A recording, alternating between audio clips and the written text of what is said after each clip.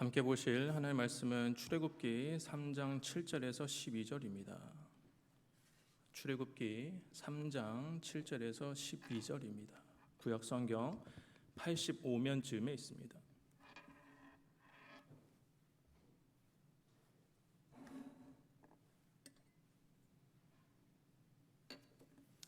제가 읽도록 하겠습니다.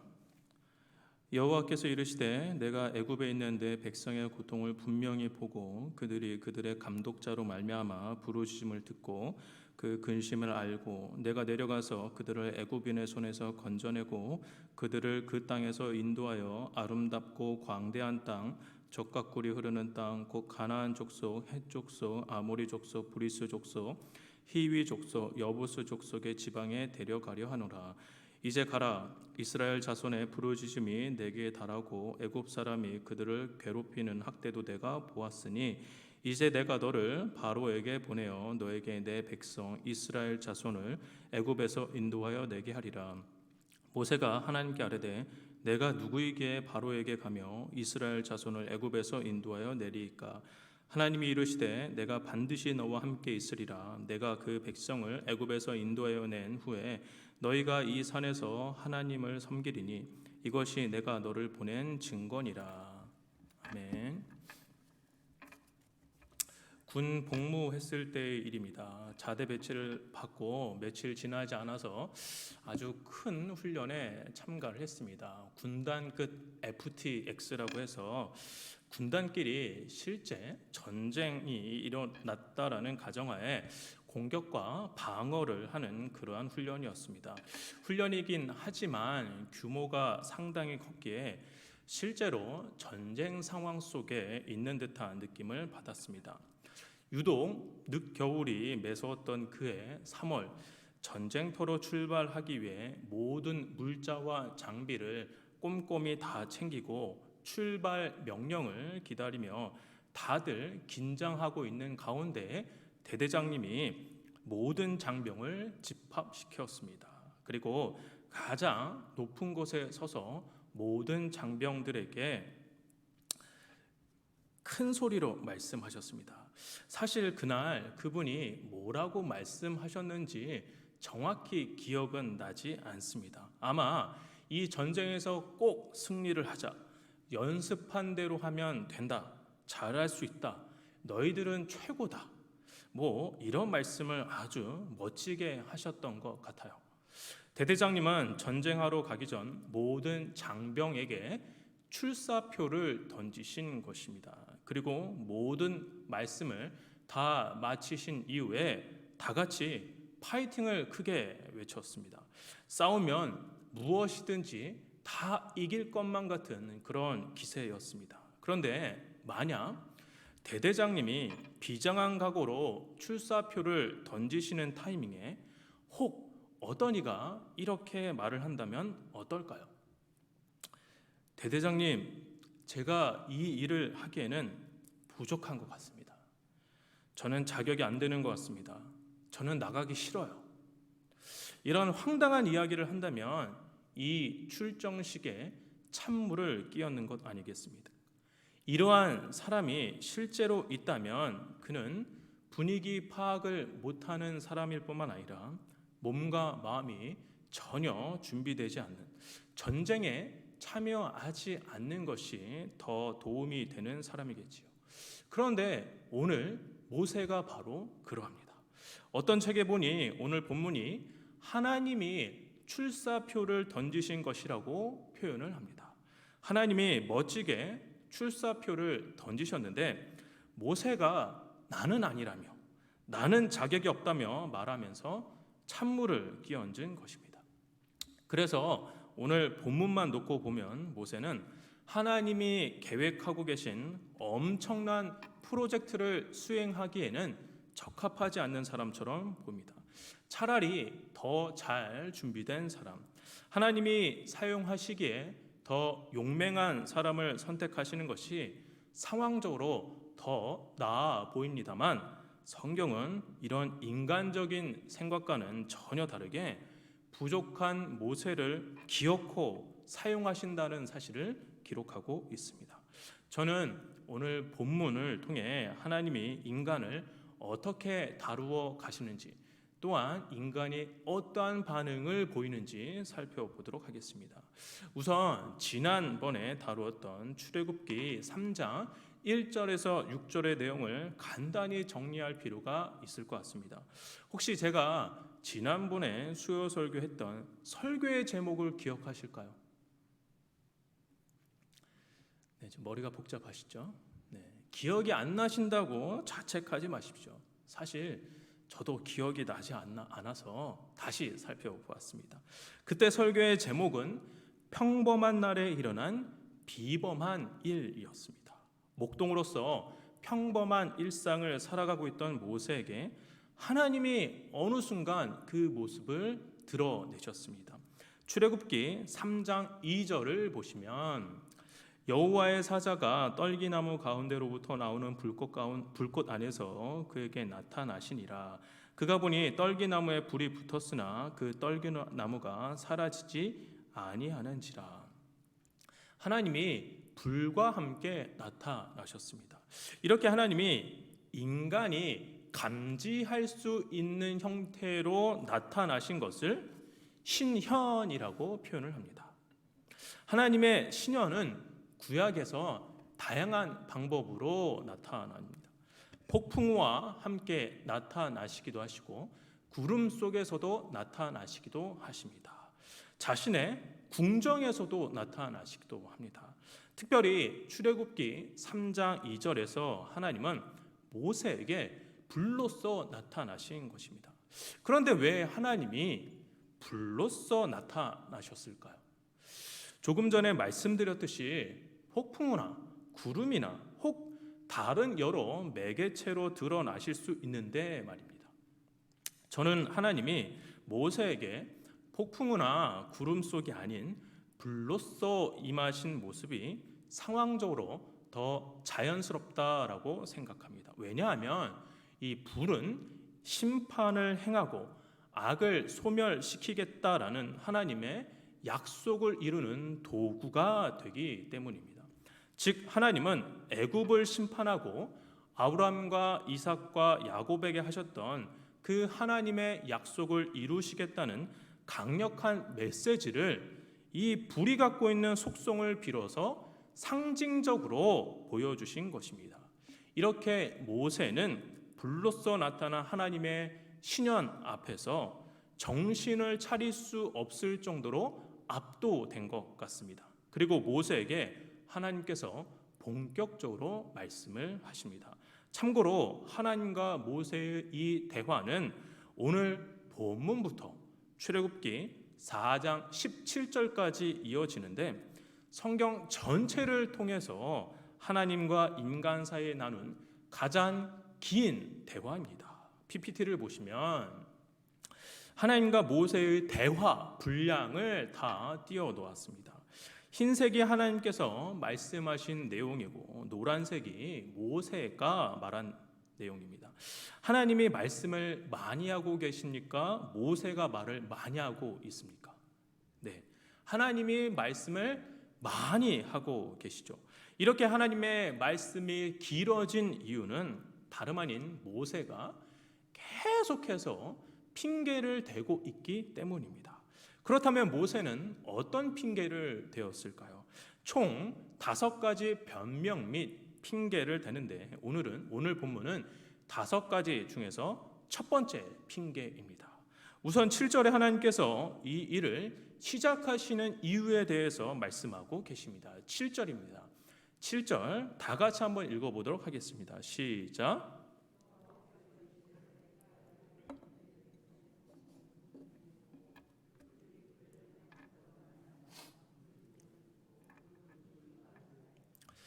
여기에서 중요한 표현은 내 백성이라는 표현입니다. 구약 성경에서 하나님이 이스라엘 백성을 내 백성이라고 부르는 것이 여기에서 처음 나타난 것입니다. 그렇다면 내 백성의 어떠한 형편을 알고 계시는 것일까요? 7절을 자세히 보시면 내 백성의 고통을 분명히 보고라고 말씀하십니다. 하나님은 이스라엘 백성들이 애굽에서 고통을 당할 때 제3자의 입장에서 그냥 지켜만 보고 계셨던 것은 아닙니다.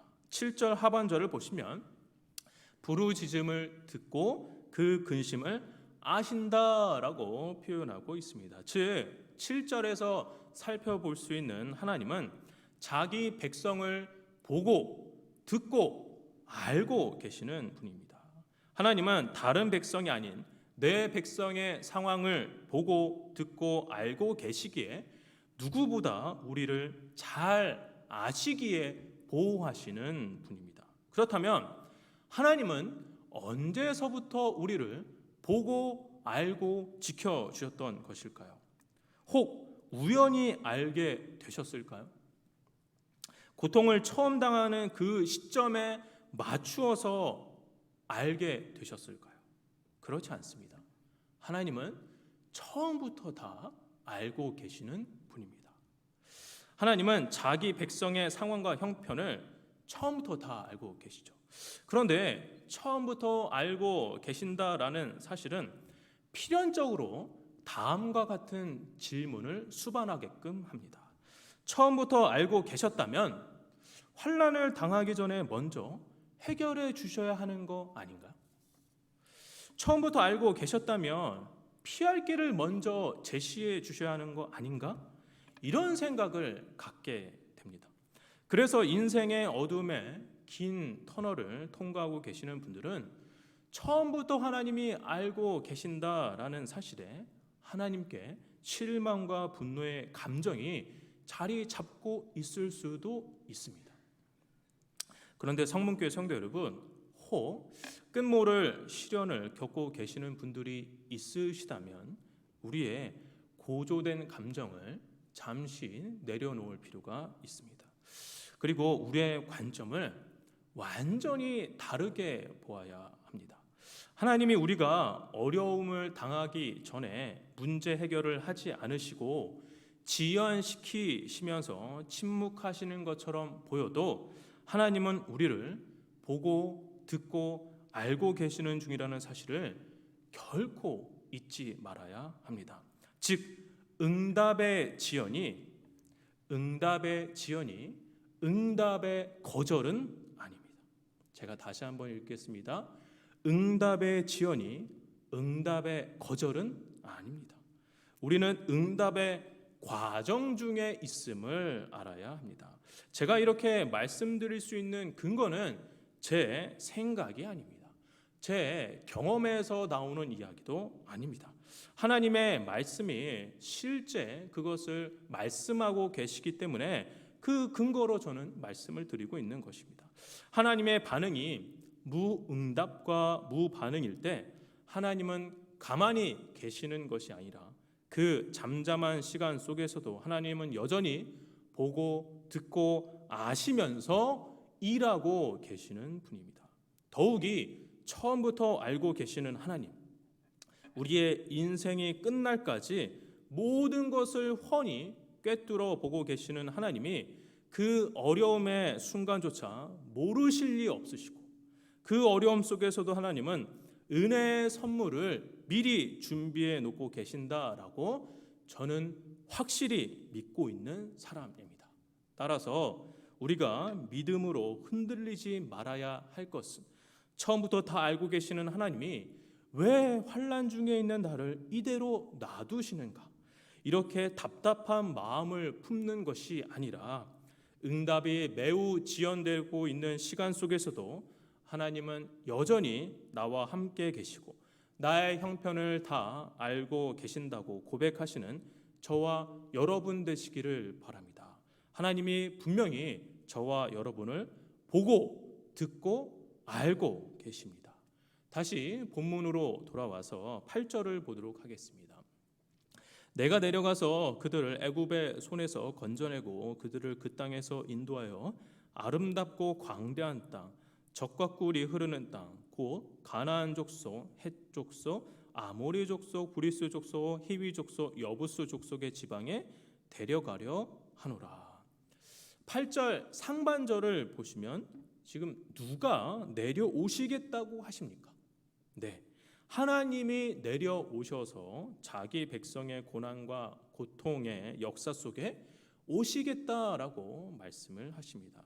하나님께서 고난 가운데 죽어가는 자기 백성을 살리시기 위해 마침내 인간의 역사 속에서 내려오시겠다라는 건데, 그런데 9절과 10절을 보면은 조금 이상합니다. 9절과 10절입니다. 다 같이 한번 읽어보겠습니다. 시작.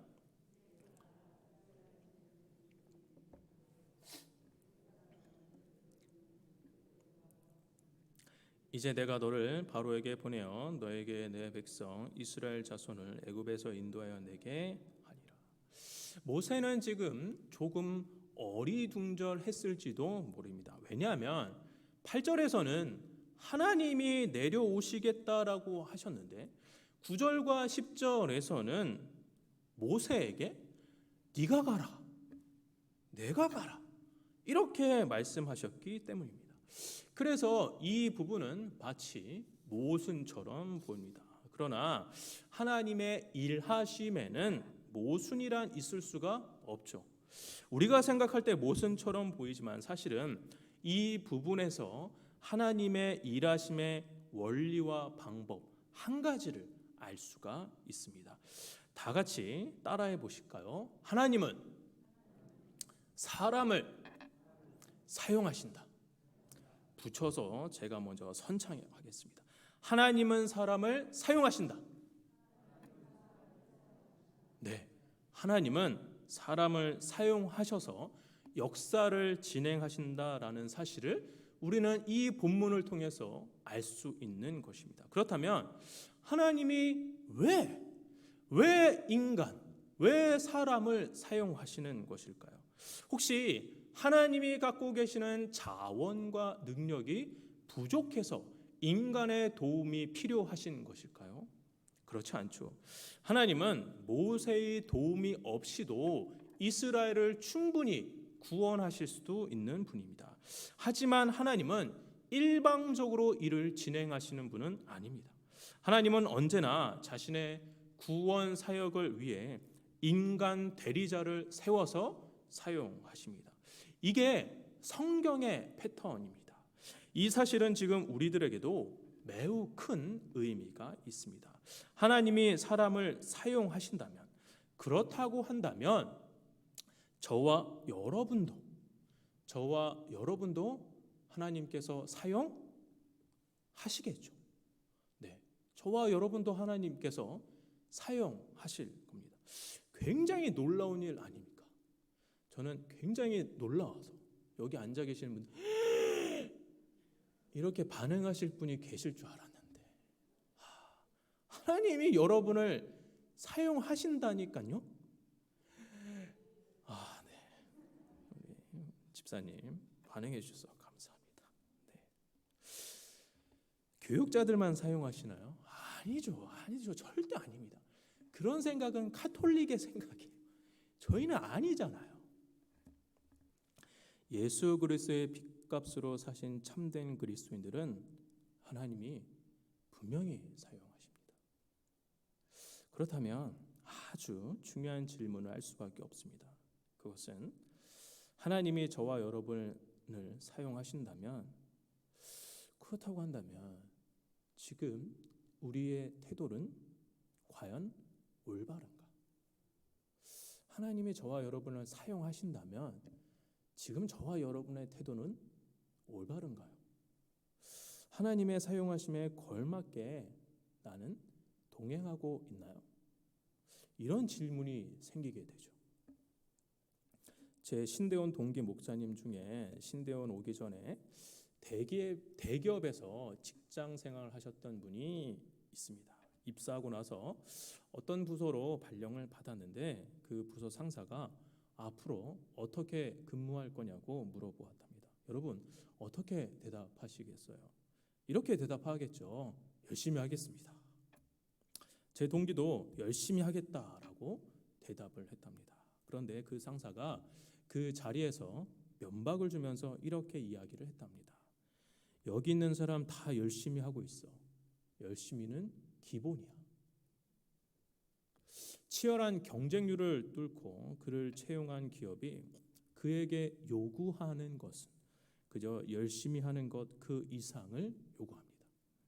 그리고 직장 생활하면서 인정받으면서 살아남기 위해서는 그 요구에 맞춰야 하는 게 현실입니다. 그런데 세상에서 조금 과한 요구를 해도 우리는 당연하게 받아들이고 더 민감하게 반응을 하는데, 그렇다면 하나님이 저와 여러분을 사용하신다는 사실을 인정하고 계신다고 한다면 그저 열심히 하는 게 전부일까요? 세상에서 열심히 하는 것도 기본인데, 기본으로 여기는데 성경은 그저 열심히 하는 수준만을 요구할까요? 부담스러운 말씀이지만 저는 이 말씀을 마음에 새기고 있습니다. 지금 모니터 소리 좀 약간 좀 칼칼하게 좀 해주실까요? 네, 모니터 약간 좀 울리는데. 요한계시록 2장 10절 하반절을 보시겠습니다. 네, 2장 10절 하반절 노란색 부분인데요. 같이 한번 읽어보실까요? 시작.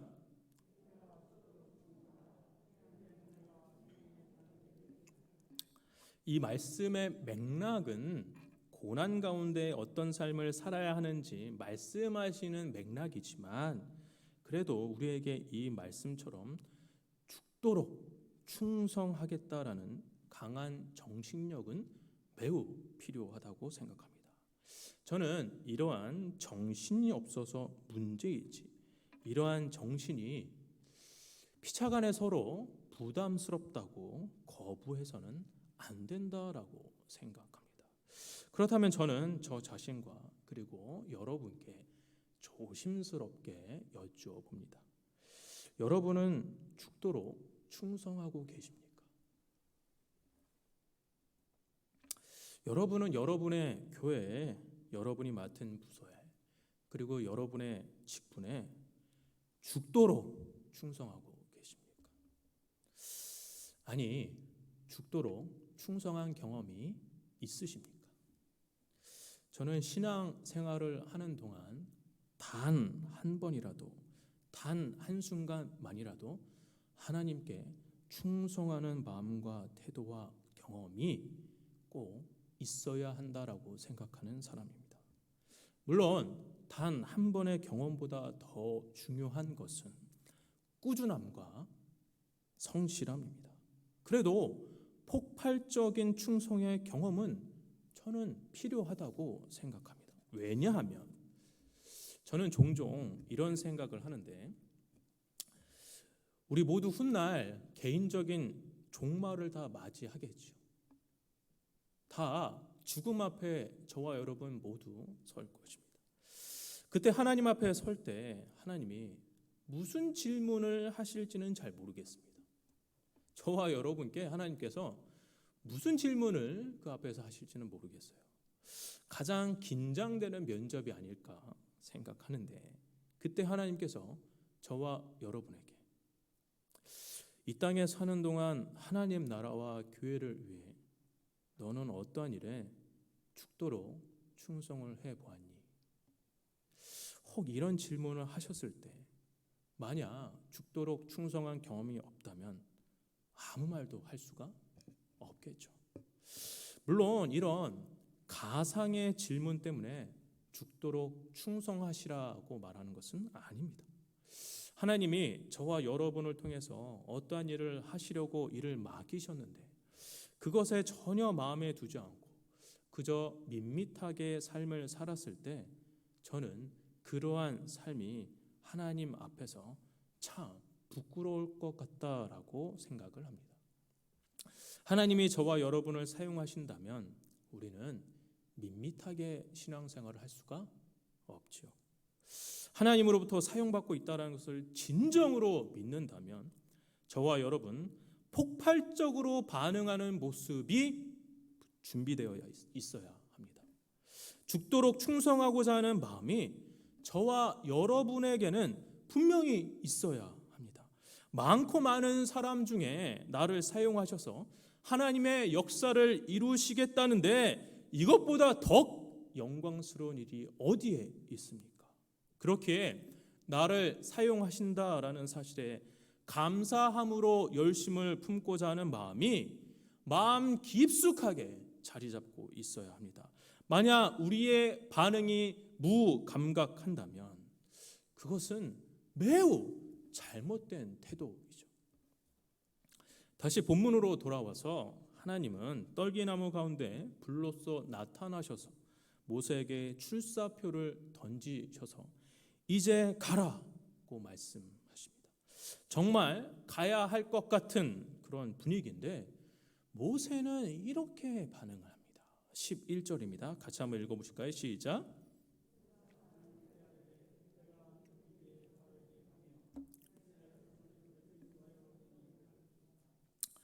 네, 알겠습니다. 제가 순종하며 나아가겠습니다. 이렇게 말하지 않았습니다. 내가 누군데요? 내가 누군데 그런 일을 할 수 있겠습니까? 지금 청소년기의 모세가 아니에요. 나이 80의 모세가 이렇게 이야기하고 있는 거예요. 오히려 되물으면서 하나님의 출사표에 모세가 지금 찬물을 끼얹고 있는 것이죠. 혹 모세의 이러한 반응을 보면서 모세가 참으로 겸손한 사람이구나 생각할 수도 있습니다. 그러나 이 표현은 겸손한 의미로 말한 것이 아닙니다.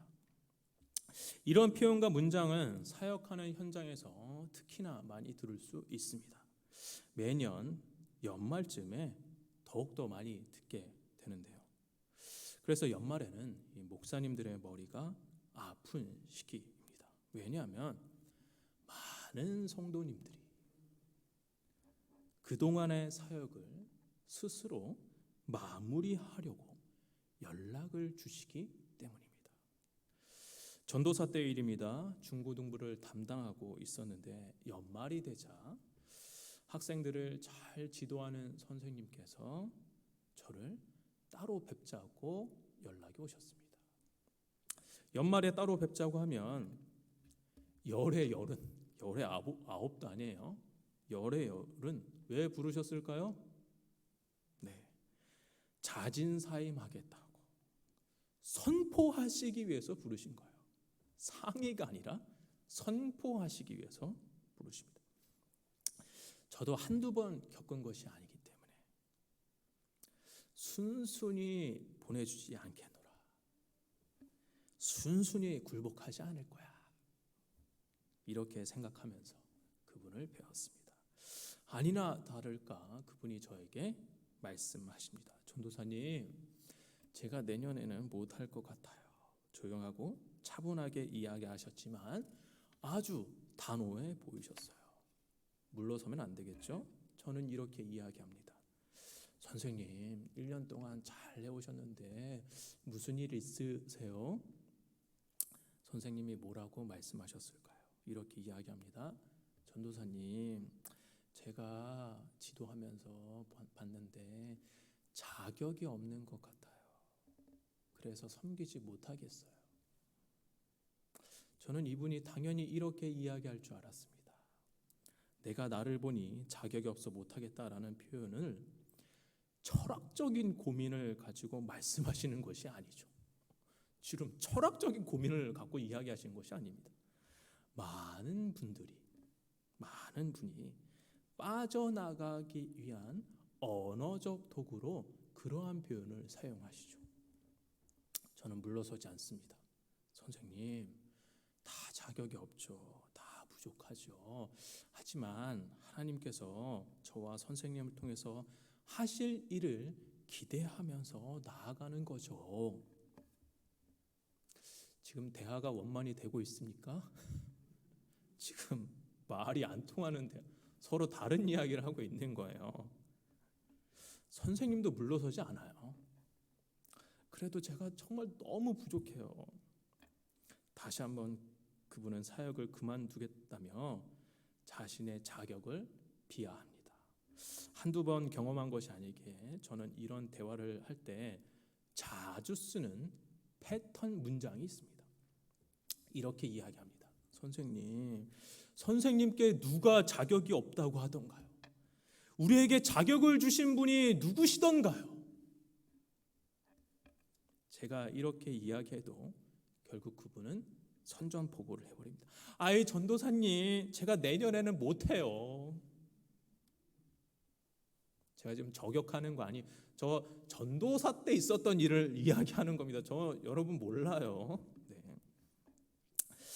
어떤 사명을 그만두실 때 자격 요건을 따지면서 이야기합니다. 사실 겸손한 표현인 듯하나 그것은 교양 있는 대화를 하기 위한 밑밥이지 실제로는 하기 싫어요라고 말씀하시는 거죠.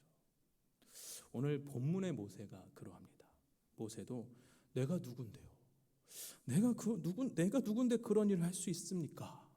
라고 자기 자신이 자격이 없는 사람이라고 스스로 자기 자신을 평가하는 것입니다. 자격이 없다는 이유로 하나님의 일하심을 빠져나가고 오히려 빠져나가려고 자기 자신을 무자격자로 만드는 것이죠.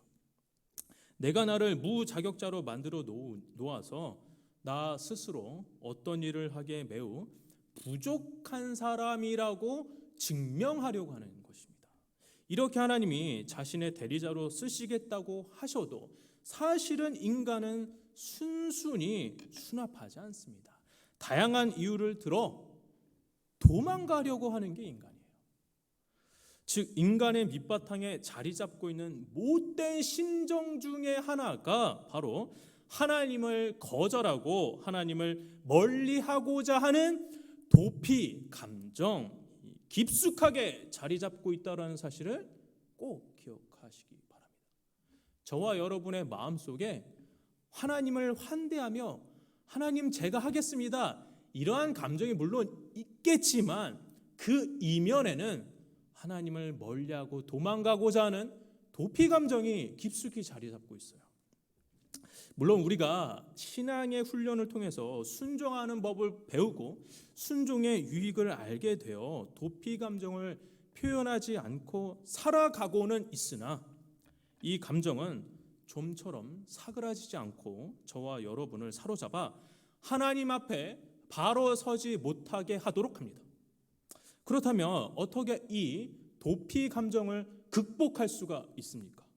저는 무엇보다 하나님 앞에서 죄인이라는 사실을 뼛속까지 인정하고 깨달아야 한다라고 생각을 합니다. 하나님을 멀리하려고 했던 죄인을 예수 그리스도로 말미암아 하나님의 자녀 삼아 주신 그 은혜를 진정으로 고백하는 자는 자신이 정말 자격은 없지만 그래도 순종하겠다, 그래도 섬기겠다, 그래도 함께 하겠다라고 고백하는 방향으로 나아가지 끝까지 자격을 빌미로 자신의 유익을 구하지 않습니다. 예수 그리스도, 그래서 복음을 진실로 아는 자는 사실 자격 없음을 정반대로 활용을 합니다.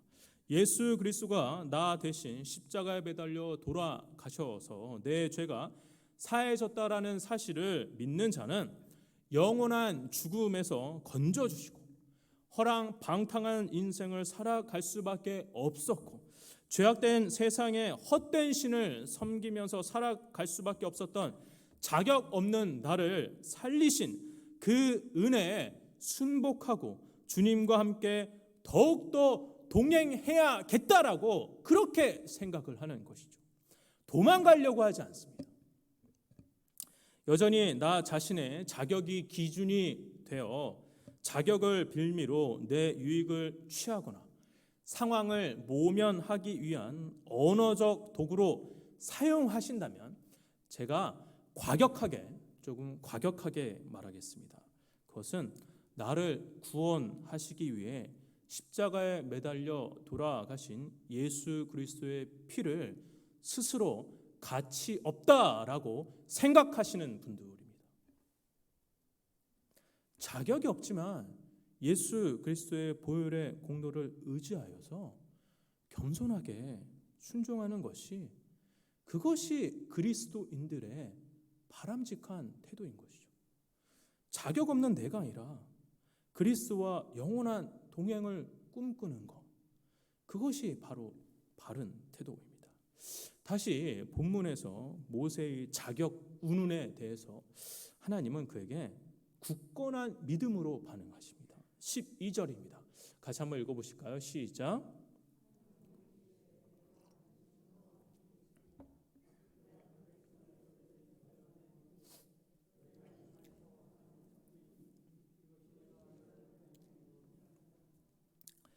12절에서 가장 중요한 표현은 바로 내가 반드시 너와 함께 있으리라 입니다.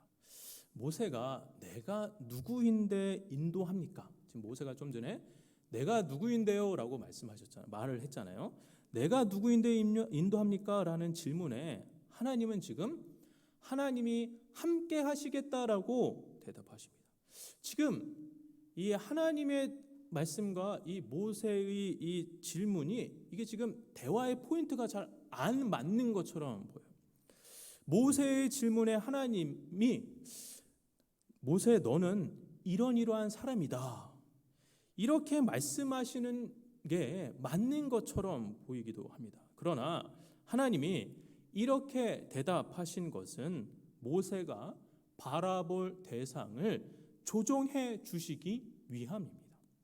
지금 모세는 모세 자신에게 집중되어 있습니다. 하지만 하나님은 다른 것을 보지 못하고 자기 자신만 바라보는 모세에게 하나님을 바라볼 것을 이야기하고 있는 것입니다. 너가 중요한 것이 아니라 중요한 것은 내가 너와 함께 한다는 점이 더 중요하기 때문에 너와 함께할 하나님을 바라보라는 본질적인 대답을 모세에게 하신 것이죠. 또한 하나님은 모세의 심리 상태까지 짚어주십니다. 어쩌면 모세가 내가 누구인지 자격 운운을 하는 것은 어쩌면 두려움 때문일 수도 있겠죠. 저희 집 막내가 초등학교 3학년인데 막내는 역시 막내인 것 같아요. 애교가 넘치죠. 그런데 이 아이가 가끔 잠자리에 들기 전에 이렇게 이야기합니다. 아빠 나 무서워요. 어제 무서운 꿈 꿨어요. 이런 이야기를 할 때가 있습니다. 저도 피곤하고 힘들면 소은아 그냥 자. 방문 열어놓고 자는데 뭐가 무서워. 이렇게 이야기할 때가 있습니다. 맞는 말이지만 이런 말을 듣고 이 아이의 두려움이 사라질까요? 아니죠. 사라지지 않습니다.